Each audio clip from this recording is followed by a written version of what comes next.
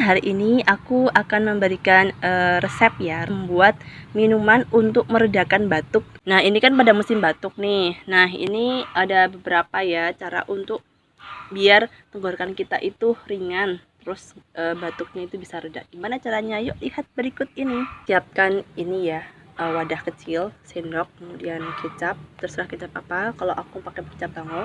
Terus ada jeruk nipis dipotong seukuran seperempatnya. Cara membuatnya, yang pertama kita masukkan kecap ke dalam wadah ya, secukupnya saja. Kemudian masukkan perasan jeruk lemon sebanyak seperempat ya. Setelah itu kita campur, kita aduk sampai rata. Setelah diaduk sampai rata, siap diminum.